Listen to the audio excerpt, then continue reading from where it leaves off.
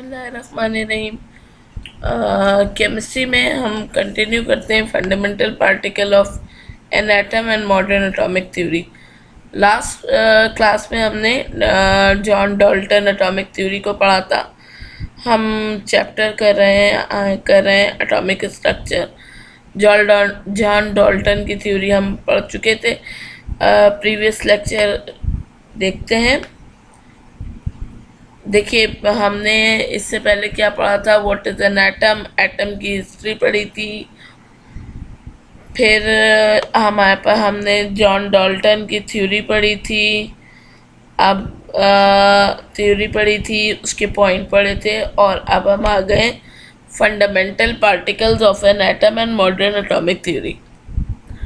अब देखिए, पहले हम जब मॉडर्न एटॉमिक थ्योरी की नीड हुई क्यों।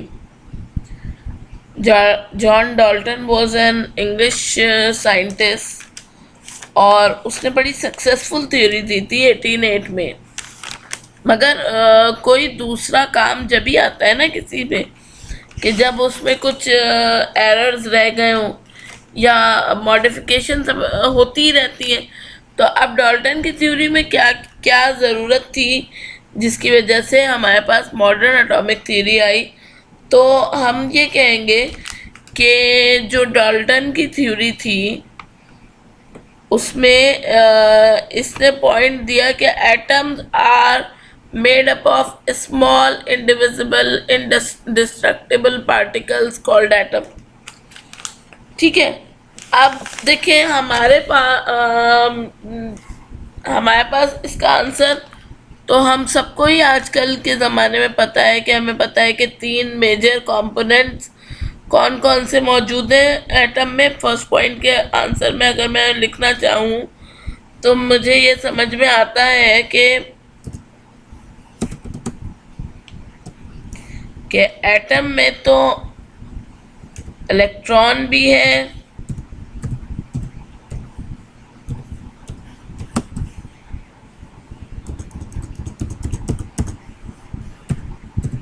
इलेक्ट्रॉन,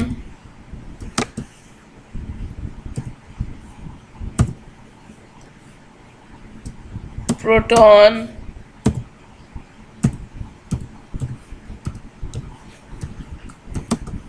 और न्यूट्रॉन।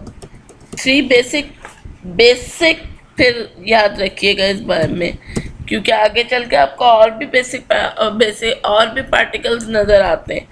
मगर हमारे लेवल पे अभी सिर्फ बेसिक जो सब एटॉमिक पार्टिकल हैं वो 3 बेसिक पार्टिकल्स की हम बात करेंगे। तो हमारे पास न्यूट्रॉन।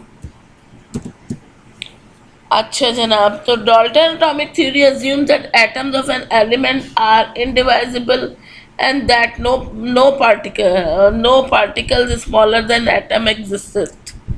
मगर हमें पता है कि एटम से स्मॉल ही होंगे ना। अब अगर अंडरस्टूड सी बात है कि ये 3 पार्टिकल्स इसमें मौजूद हैं, तो यकीनन ये एटम में ये 3 पार्टिकल्स मौजूद हैं, तो ये यकीनन एटम से छोटे ही होंगे। तो ये फर्स्ट पॉइंट आ गया। अच्छा, जैसे जैसे वक्त गुजरता गया तो उसमें मज़ीद एक्सटेंशन हुई और तो ये बात समझ के सामने आई कि एटम इज़ अ कॉम्प्लेक्स। उसके सेंटर में शुरू में मैंने बताया था कि इसकी कहाँ गया हमारे पास, सेंटर में न्यूक्लियस भी है और एक प्रॉपर अरेंजमेंट में इलेक्ट्रॉन्स जो हैं वो रिवॉल्व कर रहे हैं राउंड द न्यूक्लियस। और सेंटर में क्या है, न्यूक्लियस, और इलेक्ट्रॉन्स रिवॉल्व कर रहे हैं जिसके ऊपर चार्ज कौन सा है, नेगेटिव। ठीक है। अच्छा, अब इन सब एटॉमिक पार्टिकल्स को ही हमने फंडामेंटल पार्टिकल्स का नाम दिया।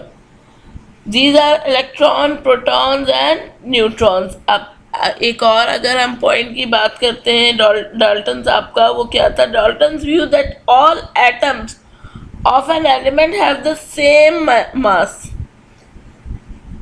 is modified in the light of the discovery of isotopes. अब isotopes क्या है? isotopes में मास नंबर सेम हो, मास नंबर जो है वो चेंज हो जाता है. याद रखिएगा, एलिमेंट का, किसी भी एलिमेंट का एक सेम एलिमेंट होता है बट उसमें मास नंबर में डिफरेंस आता है, वो उसको हम आइसोटोप्स कह रहे होते हैं. वो हम आगे पढ़ेंगे. मीन्स के जो इसने कहा कि मास नंबर हर जगह सेम होगा, इसमें भी एक थोड़ा सा क्लैश कर गई ये चीज़ भी इसकी. तो ये थ्योरी हमारे पास यहाँ पर इस पॉइंट पर भी फेल हुई. फिर इसके बाद जब फंडामेंटल पार्टिकल्स की डिस्कवरीज की, तो वो डिस्कवरीज करने वाले साइंटिस्ट कौन कौन थे, हम उन साइंटिस्ट को देखते हैं अभी. तो जो फर्स्ट हिंट आया सब एटॉमिक पार्टिकल्स के बारे में. अच्छा, ये हमारे पास ये वाले जो पार्टिकल्स हैं, ये है क्या, बेसिकली सब atomic particles.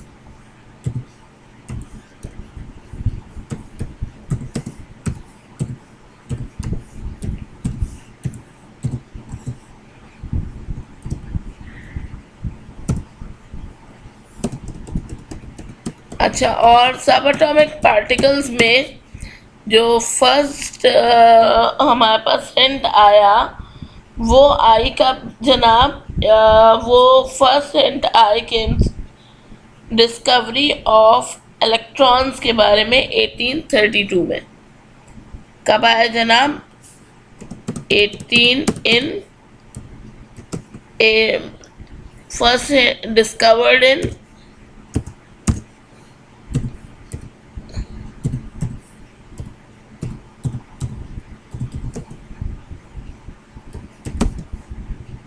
discovered in 1832 by Faraday.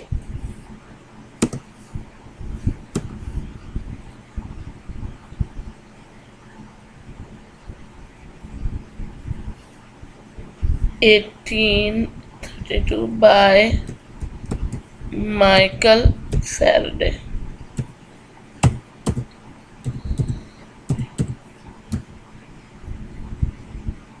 Michael Faraday. एक तो ये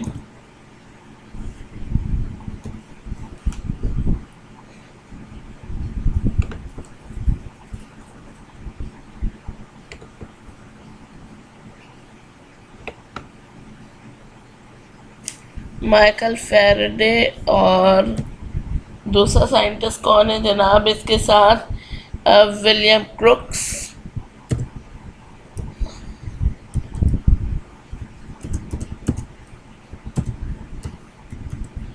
William crooks 1879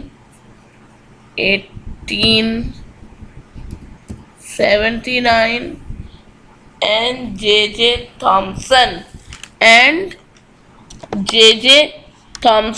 1879.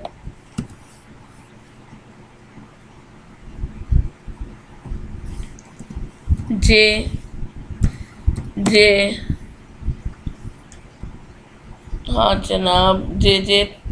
Thomson. J.J. Thomson in 1879.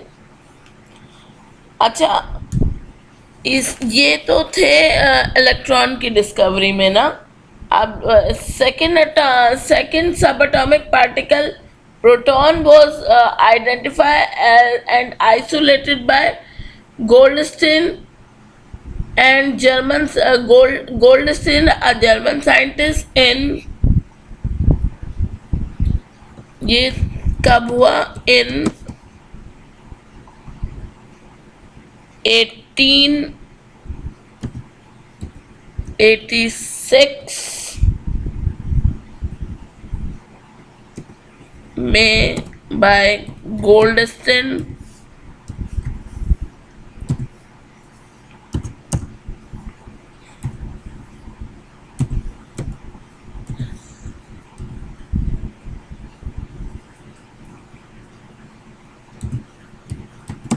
Goldstein and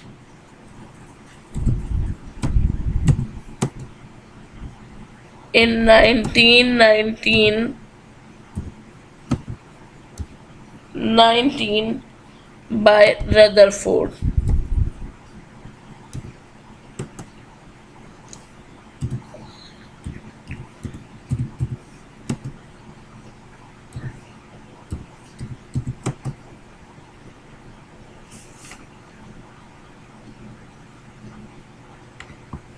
अब ये इसका रदरफोर्ड। अच्छा जनाब, इसके बाद हमारे पास क्या रह गया?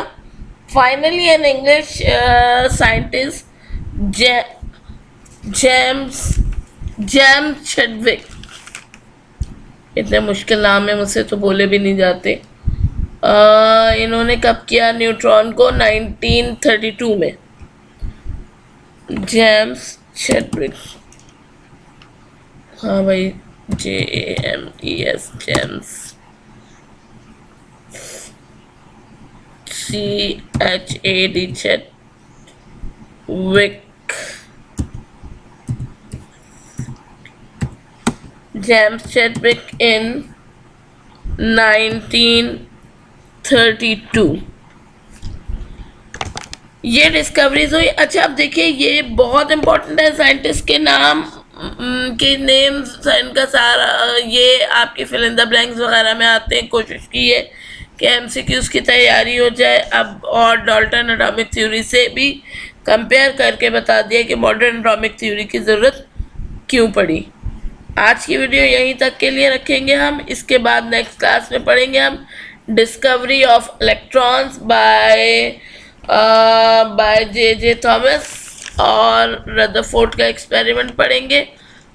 डिस्चार्ज ट्यूब का एक्सपेरिमेंट होगा, थ्रो डायग्राम होगा। कोशिश कीजिएगा नेक्स्ट वीडियो मिस ना करें, बहुत इंपॉर्टेंट होगी।